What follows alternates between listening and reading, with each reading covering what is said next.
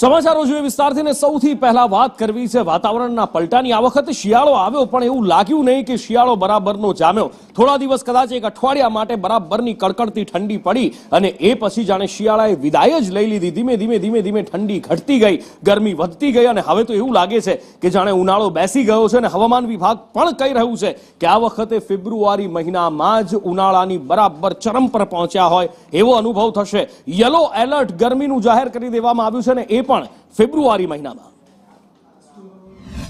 आने वाला अगले 7 दिन तक मौसम ड्राई रहेगा, लेकिन जो हम जो तापमान में हॉट एंड ह्यूमिड वार्निंग हम दे रहे हैं। तटीय क्षेत्र है जो सौराष्ट्र कच्छ की तटीय क्षेत्र and Gujarat south Gujarat region के जो तटीय क्षेत्र है, हॉट एंड ह्यूमिड वेदर की अनुभव रहेगा।